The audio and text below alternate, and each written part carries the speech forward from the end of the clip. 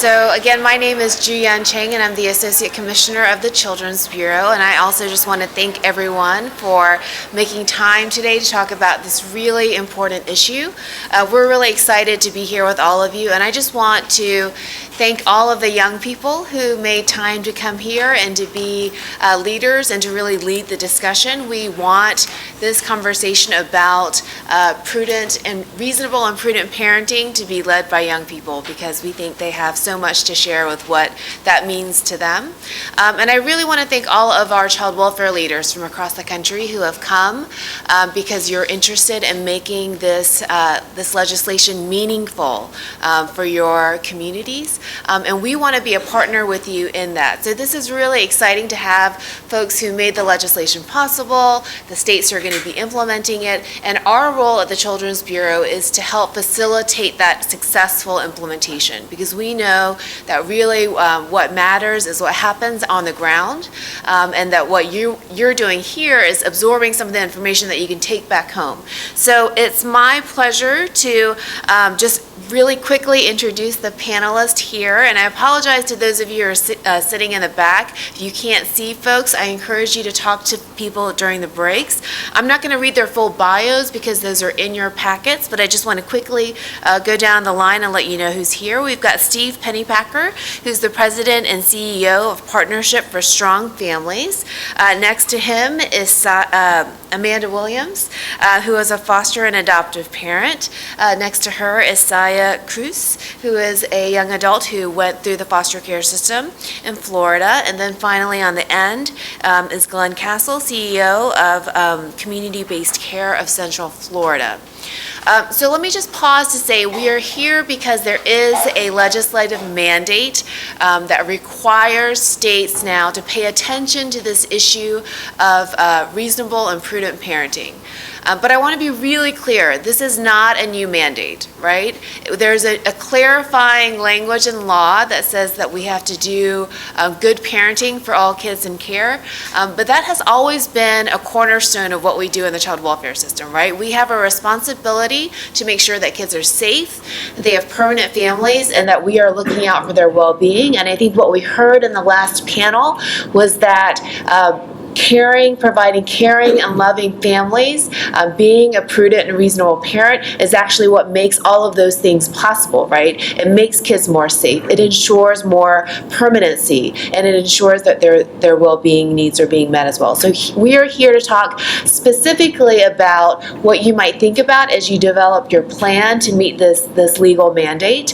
And we want to hear from those in Florida who've thought about this and have actually gone through the experience themselves, so that we can learn from their lessons and to give you ideas about how you might do this in your own states.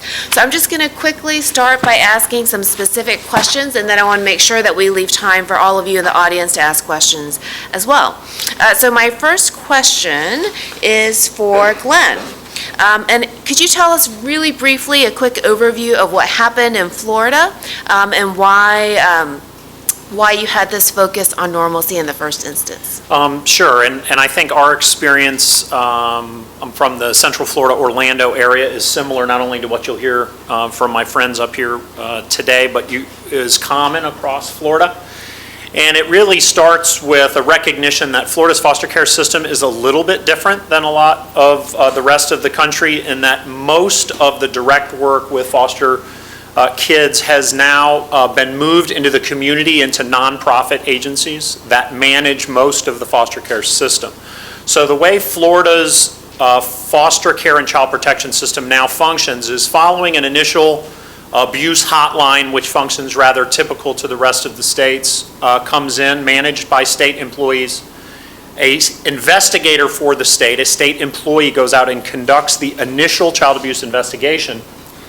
But following that investigation, the child and their family is turned over to a local lead agency. There are 15 of us geographically bordered around the state, who then manage the course of that child and their family's stay until the crisis is resolved. Crisis resolved going back home, crisis resolved by a child going to a relative or some other kin or friend, or into foster care, and ultimately potentially all the way through to adoption. all of that service side of Florida's foster care system is managed through lead agencies that are nonprofit agencies in each community.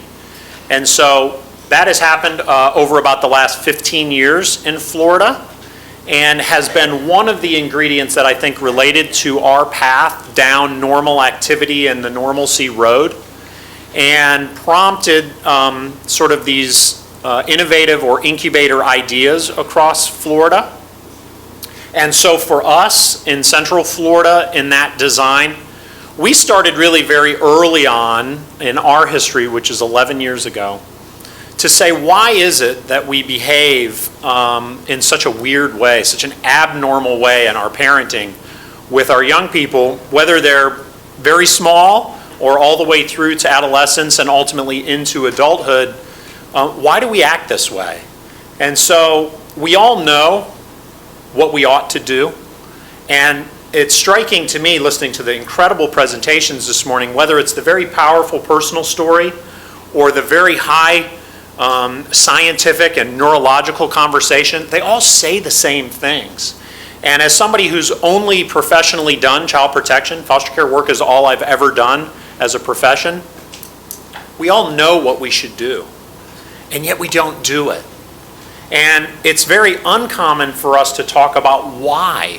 Why don't we behave like a more normal parent? And I would suggest that there's really one reason that is the elephant in the room of this conversation, and that's risk. We're scared. The rules say nothing bad can happen. The rules say you have to check it. The front page of the paper says something bad happened to a child, and it has paralyzed people who get into this work because we care about kids and we want to make a difference for them. And so we took a very different lens at that problem, and from a very early phase, we tried to bring comfort and confidence to the people that were as close to the child as we could get to empower them to try to make good decisions. Now, down that road, we found what we all know, and that is that this is a variable business. Parenting is very variable. Even the structure that we get, whether it's Timothy's success ingredients or the neuroscience ingredients, they say words that are variable: caring, supportive, loving. And what we've done in child protection for 50 years is try to define those things, to give them rules that say, here's how you are allowed to parent in what is really a very intangible environment. I frequently tell people, my wife and I have raised 3 kids. I love the description of maybe somewhat reasonable and somewhat prudent parenting. We live in the same house. We love each other very, very much. We disagree all the time. And whether or not a sleepover is okay, whether or not football is safe or dangerous, whether or not this car is the right one to buy, is a debate in our home all the time.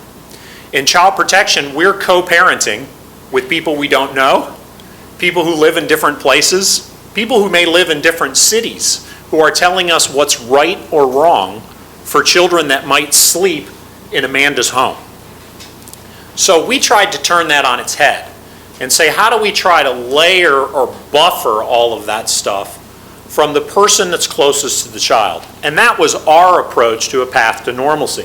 It really has culminated now 10 years later with legislative support in Florida around reasonable and prudent parenting, which we have, and we'll get a lot more conversation about. But that journey was very long and complicated for us, and we have to recognize that it's interdependent in our system. A law that says you should allow a foster parent to be reasonable and prudent doesn't make all the other issues go away. And it is fear and risk that we must address. We have to deal with the fact that being a child is somewhat dangerous. Being a teenager is very dangerous.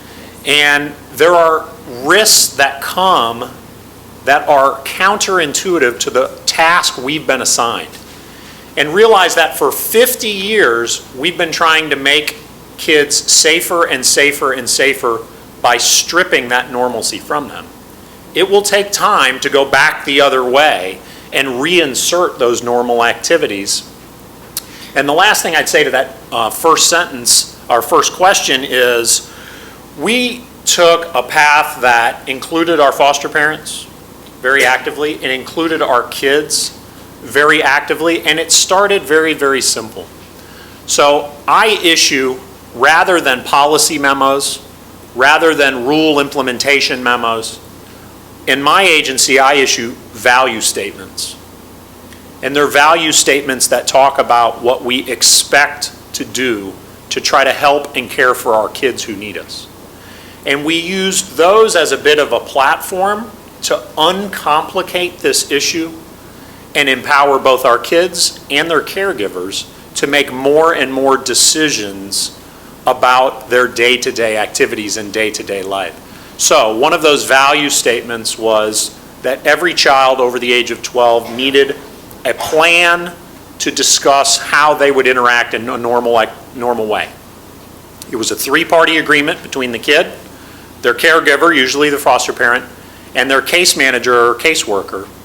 And if they disagreed, they were able to say, any one of the three of them, I disagree. And part of that review when they disagreed included our youth advisory board or a panel of our youth. And I share that with you to tell you that something really amazing happened as we implemented those plans. The kids were harder on the kids than we were. And what we got early on were an implementation of those teen plans or normal plans that was a child saying, I want to be able to get whatever I want. And the first one to call them out on that were their peers, who said, whoa, whoa, whoa, wait a minute. You're saying you want to be able to go to the mall, but you skipped school and you're getting D's. Get back in school, pay attention to what's important, get your priorities straight, and then let's talk about the freedoms and things that you should be able to enjoy as a result of that success. And it was very powerful for me because very quickly I realized in sort of undoing what we wouldn't let our kids do, it didn't mean just let them do what they want. It meant be reasonable and prudent. Be a good, accountable, loving, caring parent, which sometimes means no, sometimes means yes. And the kids actually helped me learn that very early on, and it helped us establish a good foundation to carefully march down this road. And what I would say to you in closing is that 10 years later, activities are very normal in Central Florida. Decisions are very normal in a foster home that I would have never believed we would have accomplished. But my initial message would be this is far more complicated than just a rule or policy that says so, or even the knowledge that we know it's the right thing to do.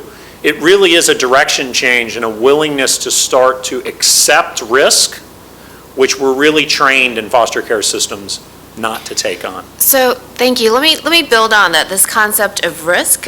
So I guess my question next question is for Steve. So how do you recruit and retain the type of foster parents who are going to be willing to take that risk? So to answer, I want to go back a little bit. Can you hear me? Is the microphone on? Can you hear me now? All right. I want to go back and just give a little bit of my professional history because I think it helps me answer the question. I had been a child legal services attorney in DCF, meaning I represented the state in court, did that for quite a few years, worked my way up the ladder. I was the deputy director of all the lawyers. I then became the ICPC compact administrator, if you know what ICPC is, and we won't talk about that.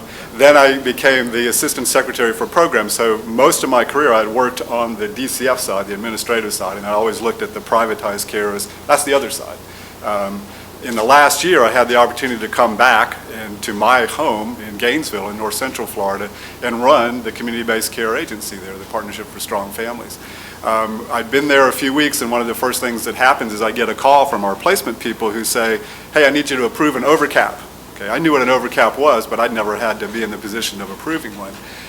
So I'm saying, well, tell me about it. So they give me the details, and basically what I'm signing off in is to have a foster parent have 6 kids in their home. I didn't mention I was also a magistrate in the dependency court and sat on the bench at one time, and as Glenn said, you make risk decisions. You're sitting up there and you're making those decisions thinking if I send this kid back home, something bad can happen, it's going to come down on me. So when I'm thinking about am I going to sign off on this foster home having 6 kids, I ended up doing it, but I also said I'm going to go meet this family. I want to go up and talk to them and understand why is it that they are willing to take 6 kids, and why should I be comfortable doing that? So I'm making that decision in terms of risk. So I go up and I meet these people, and what I had been told is that in our area over the last few years, foster care had gotten a bad reputation. It was because it was controlled and because it was very rigid, people were turning away from it, not wanting to do it. So I wanted to find out from these people, why are you doing this? What is it? Again, we are in north central Florida. It's a conservative area. We have people that want to become foster parents because they want to be able to adopt a kid. That is not the majority of them. Most of our foster parents want to do it because it's a calling for them. It's part of their faith. So this family that I went to meet that brought the 6 kids in, that's what their answer was. We do this because we want to help. So in the context of the reasonable and prudent parent standard, when you're looking to try to find foster parents, you've got to have people that want to not just take care of the kids that are coming in, but to work with the families as well. Because most of our cases are going to end up in reunification. So when you have foster parents who are working with the families, your chances of being much more successful in that reunification are dependent upon their ability to work with them. In Florida, we have what's called the Quality Parenting Initiative. And so in the recruitment and retention of foster parents, we are looking for the criteria in those people that are going to engage in that quality parenting. So the days of foster parents that just are providing food, clothing, and shelter, those are gone. Not to say we don't want those people, because we will take any foster parents we can get basically that are safe, but we want the ones that are going to come in the door, that are going to be the ones that are going to work with the families and do right by not just the children but by the parents themselves. So how do we find those people? We go to multiple places. We will go to Kiwanis and Rotary and those kind of things. But another thing that I learned when I first started the job was 75% of our new foster parents come by word of mouth of our existing foster parents. So who are salespeople? It's those foster parents that are out there recruiting other people. People they meet in their jobs, in their social context, and they talk about it. And they tell them, why is this important? Why do you want to do this? That's where we get them. Not that money should be a driver, but we actually pay them. If they recruit another foster family to come in, we'll pay them. So we recruit people that way. We have a dream team of the 2 most active recruitment families, and we are engaged right now in an effort to try to recruit more teen foster families, because that's our biggest struggle in our population. We have disruptions where children are asked to leave homes, and most of the time that's teenagers. And what we are trying to do is to recruit families that will look at a child not from the standpoint of what is wrong with them, but what has happened to them.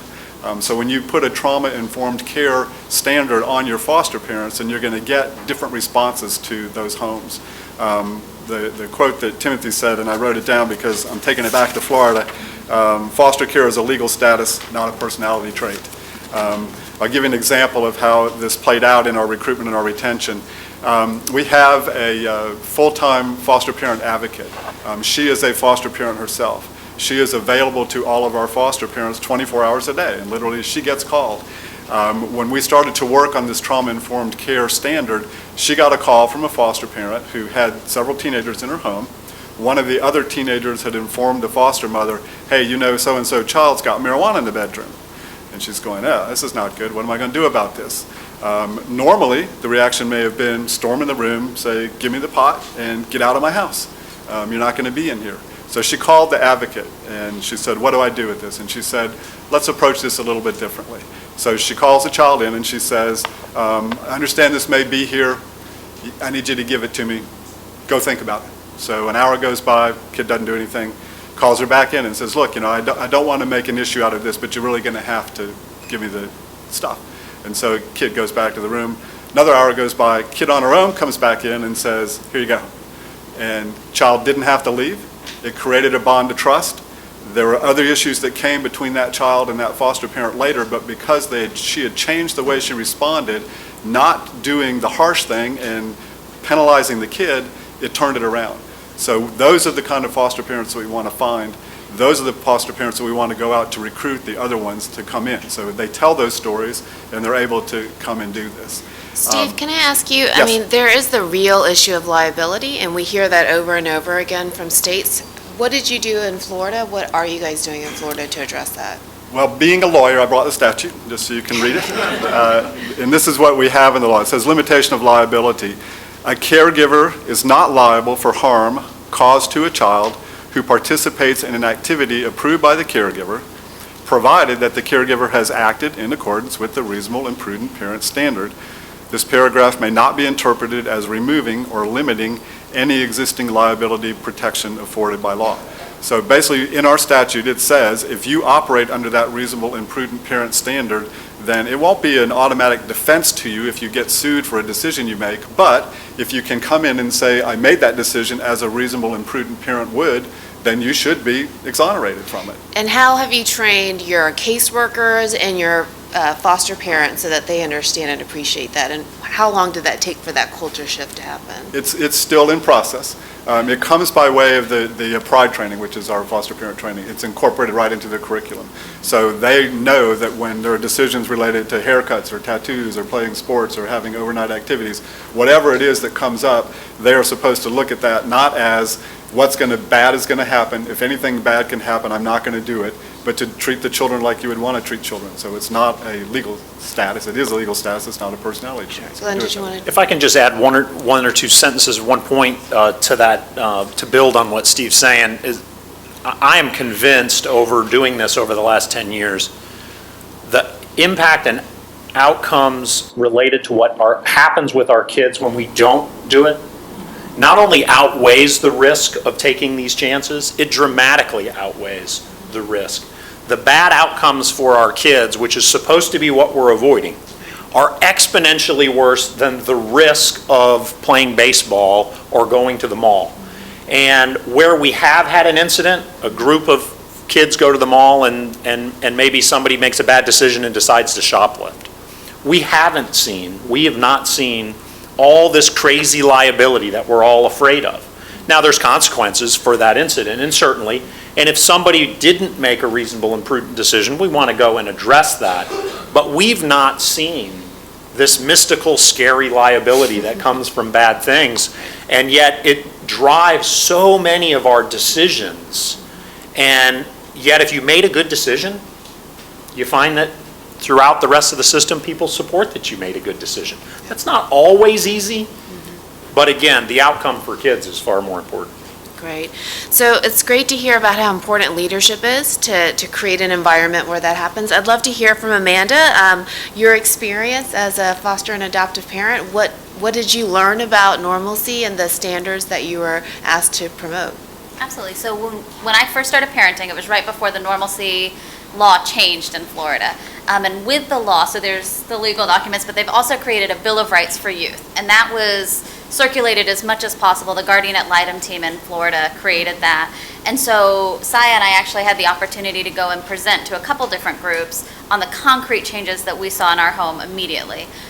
One of the biggest things is that Saya had made some friends, and which is lovely, everyone should have some friends, and wanted to go and stay the night or just even visit at that home. And before the normalcy laws were in place, as a foster parent, we had been trained that you really couldn't do an overnight or even an unsupervised visit where I wasn't there if there wasn't a background check at the house and things like that. As soon as the normalcy law was in effect, I dropped her off. I knew the mom very well. They had been over to our house. And we have kind of strange, strict parenting rules anyway. If you're going to go hang out with someone without me, they have to at least come to our house for dinner once, and then we'll go from there. And even with normalcy laws, we still do that. Even if you're 17, we only do teenagers. So all of my normalcy laws and thoughts are about the older groups. So we do that a lot. We have lots of dinners with lots of friends. We're kind of a weird, quirky family anyway. Play board games, and then the next time they can all go and do something fun without us. There are still things that need improvement. And one of the biggest ways, I think, to get normalcy on board with foster parents, especially some of the older, long-time foster parents, is to do extreme training, have your foster and adoptive support groups, the FAPAs involved, and really teach people how it's going to benefit the kids. There's no foster parent that's doing this because they don't like kids, and if there are, they should probably move on. And I guess also accept there are some people who aren't going to be able to do this. And I would say we probably have lost some foster parents in my area because they didn't like the idea of the children having more freedom. And as a foster parent, and I don't know if Stephen would agree or not, that's okay. It's okay if your time in foster care and as a foster parent is over, there is a time for that. This is not necessarily a forever calling, job, whatever you want to say, for everybody.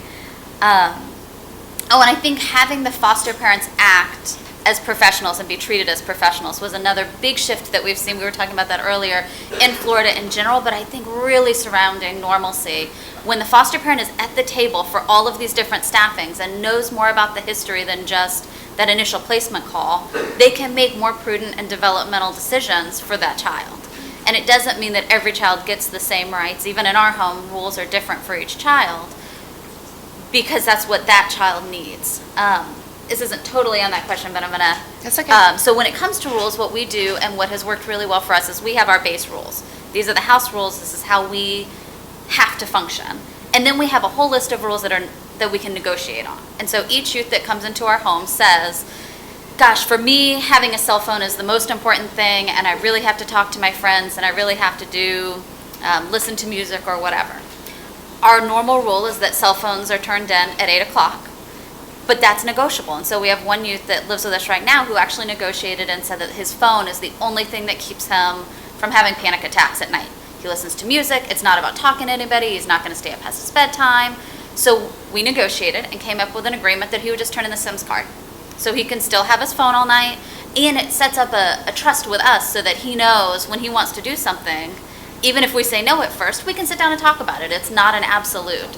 And setting up kind of that normal power struggle, which is, I think, good with teenagers, that they have a say, but it's not an absolute say, can really help when it comes to the normalcy. And Amanda, can I ask you just to follow up on that question? Because I've heard a lot of people talk about the importance of giving young people access to technology and things that are normal for lots of kids.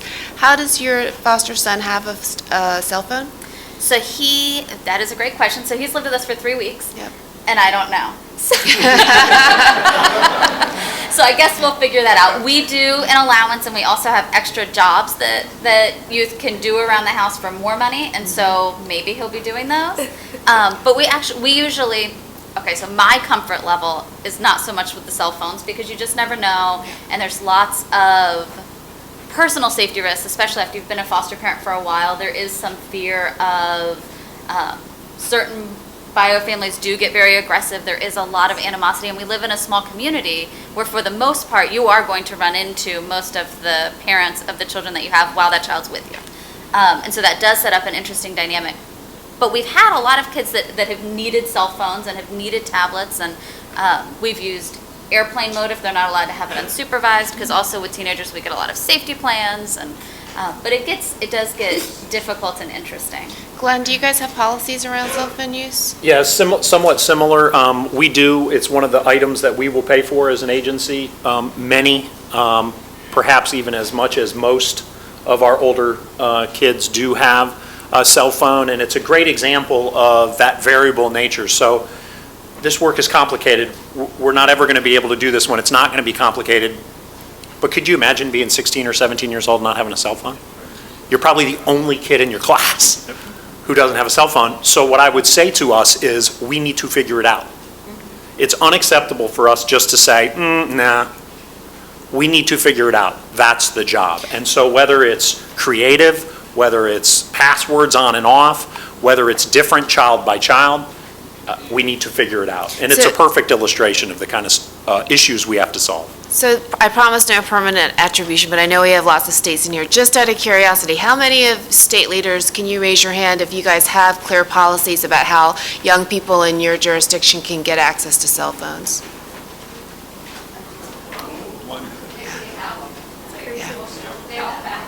Okay, so I was just curious. You can make a policy that says they won't. They're Yeah. So let me ask. Let's shift back a little bit. Sorry, to Saya. I would love to hear from you why you got involved in advocacy on this and training. I know you're really involved in your community. Can you talk a little bit about that? Well, for me, it's just so important because, excuse me. First time I was in foster care, it was my first home. I was completely alone, had nobody to tell me what was really going on. I didn't have anybody my age to, reassure me that things are going to be okay and to have somebody to talk to.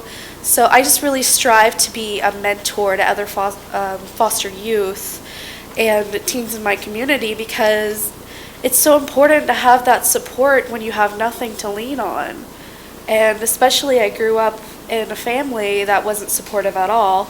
And then coming into one after my first foster home, I moved in with Amanda and Nina. And I was just so blessed and overwhelmed with the amount of support. And they inspired me to really reach out to everybody else and the state, the nation. It's just so important to us. So how can we work best with young people who are in the system today to help them understand what the standard is and what they can expect from the agency and their foster parents? Lots and lots of communication, because that's the hard part. Nobody tells anybody anything. Like, you go to, when you're in foster care and you have to go to the DCF office or the office that, like Partnership for Strong Families, they're supposed to tell you these things, and most of the time they don't. Like, when I first got into foster care, the child protective investigator didn't tell me anything, just that my living conditions were just not good and that I needed to leave. And I was like, oh, okay. Yeah, what would you have wanted to know? Just the process of what I needed to do, like who I had to talk to, who was going to help me, and just overall have a support team. And at that point, I had nothing. And that's just a lot of struggles for other foster kids that I've met before. They're like, nobody told me anything. Nobody sat down and told me these are the steps, this is the process of what's going to happen. Thank you. I hear the same thing from a lot of young people as well. We talked a little bit about that yesterday, just so we can kind of see. So all the young people in the room, can you raise your hands? Our young leaders? Yeah. So how many of you, so keep your hands up, how many of you, when you came into care, someone explained to you what the process was, what you could expect? Yeah. So I do think it's part one, right? Yes. Yeah. Okay, Yes. Good. So let me ask you about Florida. You guys have had this experience of implementing this new policy. How do you account for the differences and the needs? Amanda, you talked a little bit about this, without making young people who are in care feel like there's something wrong with them, or that it's a condition or an issue, and that it's not about them being in the foster care system. How do you account for those differences? Well, I was given a safety plan, so I felt different right off the bat. I was like, oh, why do I need a safety plan? And it was just, it's so isolated. It's like you have all these different rules because you have a safety plan. Like, you can only have one bedroom, you can't share a room with anybody. And it's just so restricting, suffocating. And that's why it's so hard for, foster youth to express their feelings, because it's like, how can we? We have no voice. So one of the things that we try to do, especially that very first day, because I think a lot of people say, oh, children are so overwhelmed, no matter the age, especially teenagers, they don't need to hear everything that's going on that first day. Well, we kind of do it the opposite. That very first night when a youth comes to our home, whether it's 2 a.m. or 3 in the afternoon, whatever, we sit down and we have about a 2-hour conversation about what we know about them, what we think is going on, and what we think is next. And we do our rules, our expectations, all of that at the same time, and kind of lay out life and what's normal to us at that time. And one of the biggest things we do is we kind of normalize as much as we can, because most teenagers sadly come with a safety plan, at least to our home. So we try and normalize, look, yes, you have a safety plan, yes, these are the restrictions, but so does everyone else who's ever lived here. So you're not special in that way. Like, this is going to be okay. We're going to get through it. These are the things you can do that are fun, that are automatic, regardless of your safety plan. This is how many times we go out to dinner a week, hang out with friends on the weekends. This is what is fun about our household. And then these are some of the restrictions. These are some things. We have kind of like a timeline. It takes time to build trust. And I always compare it to dating, which may be bad, I don't know. It didn't sound bad till I was up here. So we compare it to dating. So when we're sitting at the table, I always say, okay, we're on a blind date.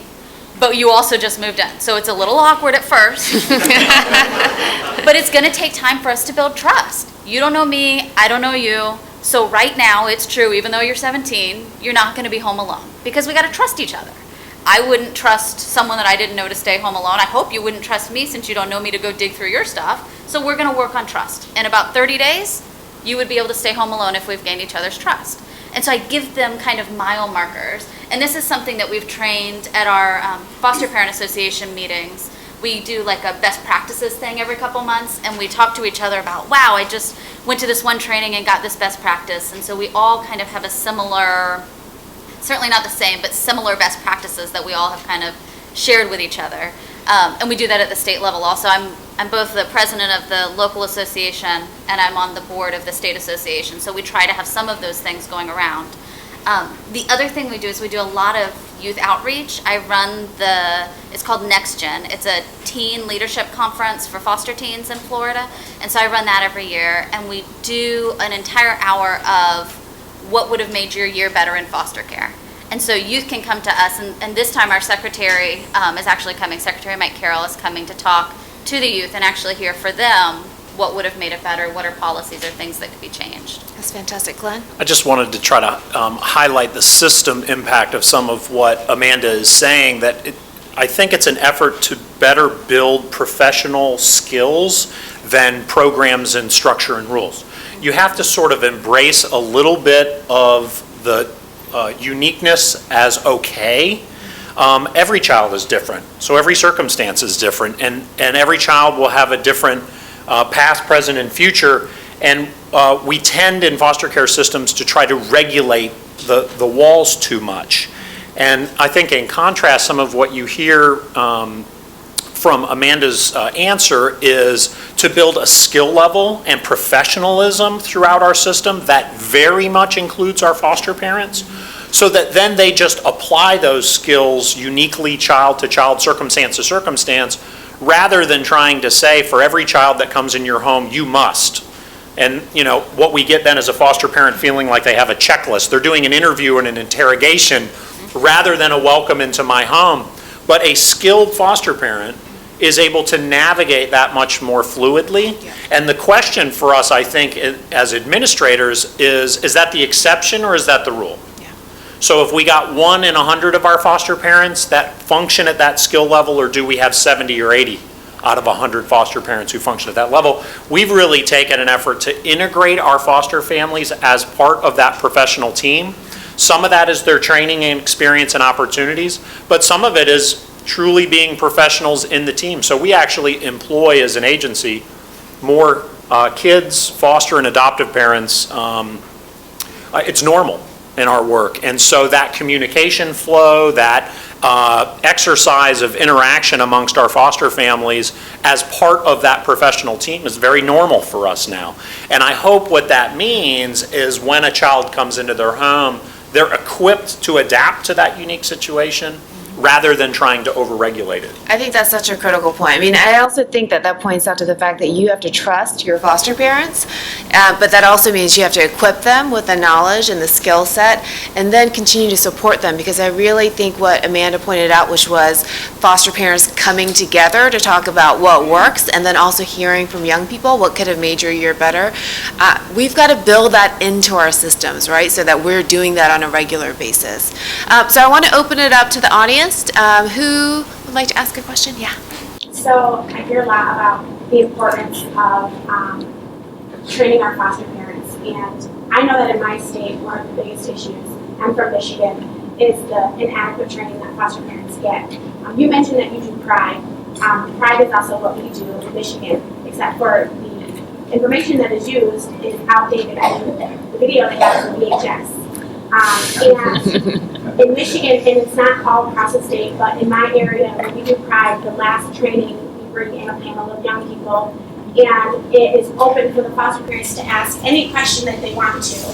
And every single time we've gotten that, the foster parents have learned more in that one session than they learned the entire time that they had been doing Pride. And they also mentioned that there's not enough checking in, and that they're never really up to date on what the new policies are, what the new laws are, and it makes it almost impossible to be an effective foster parent, because if you want to make sure that your child is successful, you have to be able to know what's right and what's not right. And if we're not adequately doing this for foster parents, then it's easy to see how this trickling effect happens. And so what can, as a young person, can I do to push in my state the importance of not just adequately training our foster parents, but continuously training them throughout the time. And I know that like with ours, the main thing they learn about is the trauma that kids are dealing with. They don't talk about the normalcy in life. It's more about, well, these are the type of kids they get, these are the problems that they have. It's like the first thing they learn about is that these kids are coming in with problems and this is how you need to learn how to deal with it. And I think that's a really negative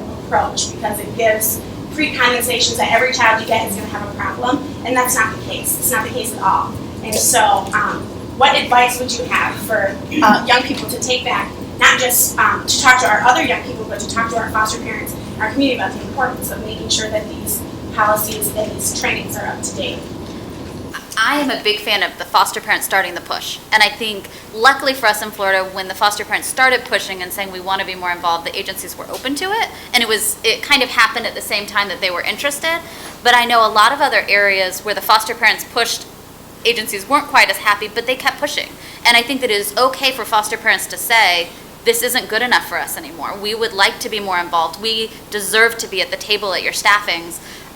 When I first started fostering 5 years ago, there were a couple staffings where I would be on the phone, they'd ask my opinion, and then they'd mute me on the phone so I couldn't hear everyone else's opinion. And so I just started showing up in person, because you can't mute me in person. But I think that there is a very long history of it being separate. And so it takes a lot of pushing, and it takes a couple advocates. And so having you guys very involved, having one or two foster parents that are very loud and obnoxious, I think it helps, and it pushes things forward. One of the other things that we're starting to do in our area is, in addition to Pride, which really, like most trainings, does not focus on teenagers, each foster parent gets individual training at their home for the age that they are going to be taking. So if you say you're taking infants, you get individual one-on-one training at the home on co-sleeping and developmentally appropriate behaviors for that age. But if you say you're taking teens, you're going to be asked a list of questions. And if you're not comfortable with gay teens, don't take a teen. If you're not comfortable with history of drug use, don't take a teen. Not because every single teen has that issue, but if you can't sit and talk to a teen when they first come out to you, if you can't sit and talk through a teen about the hard choices that they're going to be making, this isn't the right age group for you.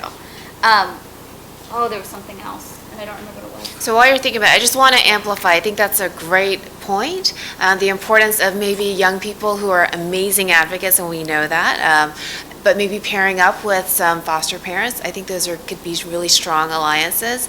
And then So we had that feedback from our foster families as they would come through a number of years ago, and we very tangibly said, well, how do we make that experience part of the training rather than this unique environment? So all our foster parent trainers are foster parents.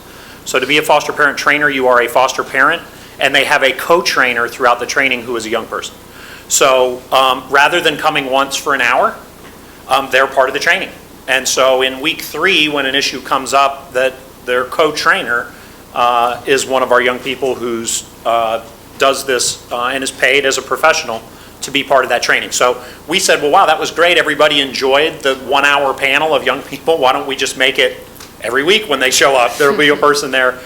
So we use a co-trainer model, which was a tangible way to make sure that learning happened. That's great. Lexi, you had something, and then I see you, and I see you, yeah.